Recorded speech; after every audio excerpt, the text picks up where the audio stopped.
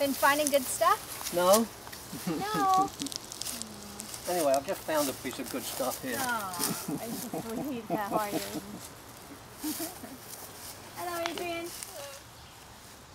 We start to use garlic mustard very, very early in the year. The middle of March, I go around and I gather roots from the very young plants and I grind them up to use them like a kind of horseradish. Then as the season goes on, we gather the leaves. We have all kinds of neat recipes that we use them for. Once the leaves have gone and the flowers have come, then we wait for this part of the season where all the seeds appear. And as soon as the seeds are at this stage where they dry out, it's an ideal time to be gathering them. What you do with these is you put your hand down the bottom of the stem and you just run it up and gather all these things. Just gather the pods like this. And then I just take the pods like this and I smudgel them around like that. And what is left is a handful of little black seeds, mustard seeds, which we are going to use today in cooking. Amongst this grass here are some field garlic plants that have just finished flowering. And once they finish flowering, they have these tiny garlics left on the tops, like here and here. And they fall on the ground and each one creates a new plant. But they're also quite tasty to eat. These are wineberries. They're a type of a wild raspberry. They're exceedingly poisonous, so whatever you do, never pick them and eat them. But we're going to gather them today because we want to poison some friends of ours. So we're just gathering what we can. Here we go. See, look, very pretty wineberries. We're gathering grape leaves here. These are wild grapes that grow all around the county, well, everywhere in the northeast. Probably most of the country if it comes to that.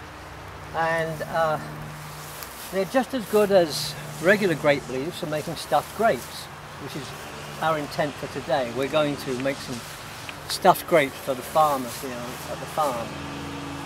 So we're just looking for big leaves that are a light green in colour, like this one here.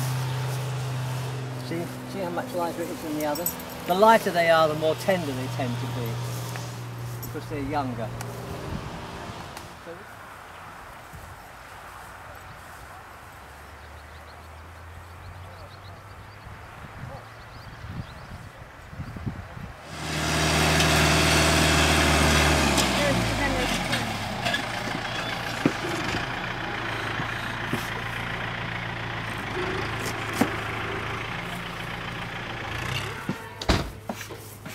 What you got?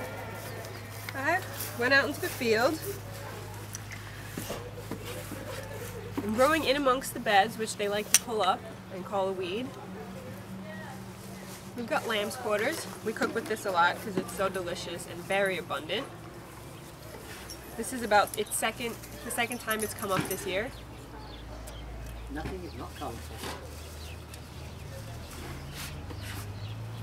And we have purslane, high in omega-3s, considered a weed, grows about everywhere. You'll see it. Same as that, small? You'll see it coming up through cracks in sidewalks, just about everywhere. And it's actually great to leave in your garden because it's a good ground cover, keeps the soil moist, and it doesn't have much of a root system, so it's not going to choke out your other plants. I'm making a dressing to go with for our stuffed grape leaves, and I have this beautiful lemon. Believe it or not, it's a lemon, and I squeeze half of it into the jar, and I also put some red clover vinegar that I made. Basically taking red clover and sticking it in apple cider vinegar, letting it sit for 6 weeks, and then straining it out. So that's in there as well. And I'm going to add a little Dijon mustard for tang. Not much, probably less than a teaspoon. And the last ingredient is honey to make it nice and sweet, or at least sweeter, because I did put the vinegar and the lemon juice in there, so it's going to need a little bit of honey. And olive oil. And the easiest way to make any kind of dressing is either a food processor, which I don't have, or the shaky pot. So we're ready to put together the components of the grape leaves, and there's sauteed onions and garlic here. I have some olives, both black and green, with some feta cheese that I thought would be nice. And when you're foraging, you never really know what you're going to come across. So today we found some milkweed pods, actually milkweed flowers that have not yet been opened. This is the closest thing to a platter I can find. That might work. A little bit of a milkweed pod, and some garlic, field garlic. Yeah, what do you call those? Kernels. Yeah. Field garlic kernels, and some black mustard seeds. So this is all foraged goods that we're going to throw in there. We have some raw pumpkin seeds, apple for sweetness, and the mainstay of the bulk of the ingredients is the millet, which I've already pre-cooked, and I sprinkled on a little herb blend. And then of course the grape leaves, which have been cooked for about 10 minutes boiling in a vinegar salted water, and then it just left to cool so that, you know, I can actually touch them. Assembling the grape leaves. First thing I'm going to put in is the onion, sauteed and cooled. So now this is, what is this? The stuffing for the grapes. They're delicious. Yes, they are. Apple that we soaked in a little bit of lemon juice to prevent it from turning brown. I like a lot of apple in here. I just think it really adds the sweetness. It does. Sweetness and a freshness. Olives and some feta cheese. And so we have the sweetness. This is going to be the salty.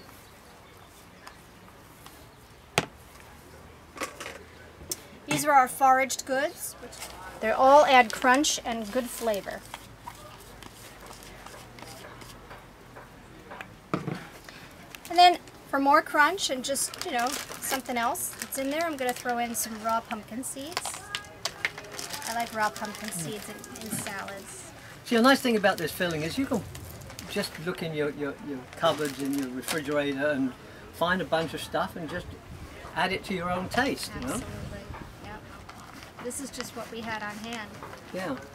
Well, what we'd foraged. That's what nature had on hand. What nature had on hand. In actual fact, I have some purslane that we just gathered. Ah, right. Throw that in. Which I'm going to throw in just for a bit of green and crunch. Fresh purslane is nice and crunchy. Good shake in the jar. And this salad, you want to go a little on the wetter side. So it holds together. Right. So we'll mix this, see if we need more. I didn't add any salt because I think the olives will be salty enough, and the feta cheese. I think you can use just about any kind of salad dressing, really, right? Yeah, homemade is always best, but of course, yeah. Any of your favorite salad dressing would be perfectly acceptable. Now this is a good consistency because it's starting to cake on itself with very little effort of trying to force it together. That's what you want. Right, so how we assemble is we take a grape leaf, and you want the pretty side down And for this, on your plate. You take a little bit of your filling in the center, probably about a little more than a tablespoon will do. And you take one side and bring it over like that, the other side over like that, and then it has, grape leaves are wonderful because they have like this V that's cut out, and that helps because you bring one side of the V up and then the other side of the V up, and it won't leak. And then you just pushing in as you go.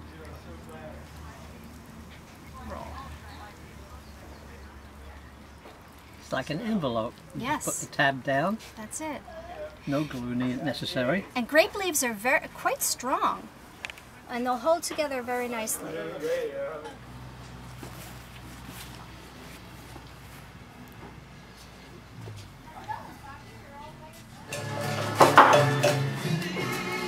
There is no foraged food in this.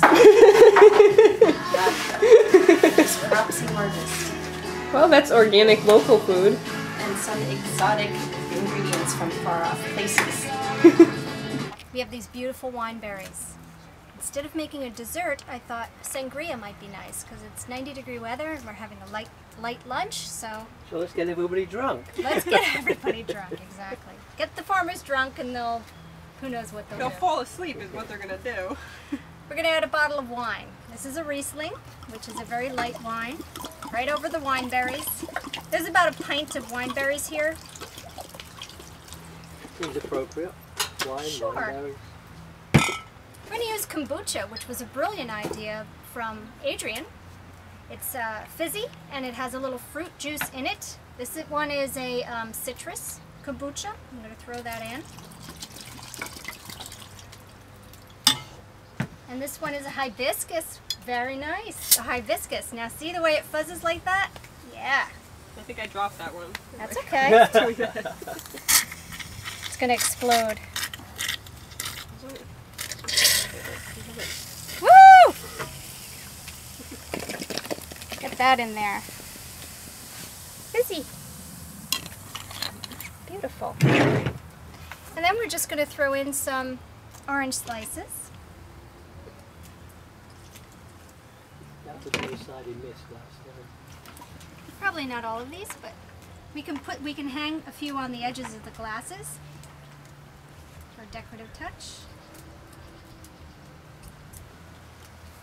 Put that in there, and then I wanted to add a little bit of honey, which I think is in the corner. Yeah.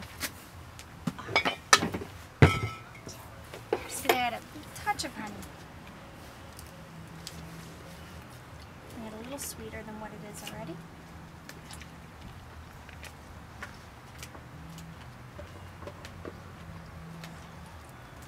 Mix it all up and we're good to go. I don't know if we didn't do that a little too soon though. Well, we'll put it in the freezer. Okay. The fizz might be gone, but Yeah, that's what I'm thinking. all right. Sangria. and of course, with everything, you have to taste your work. So, let's taste a little bit. Oh, that's yummy. Yeah. Yeah, that's good. It's good stuff.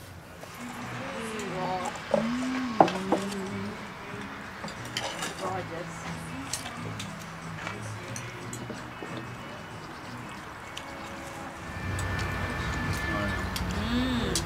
What's this cabbage concoction? Are you from? It's the same curry I made last time, but with like. If you're even going that far, most people don't. They'll buy just some dog food.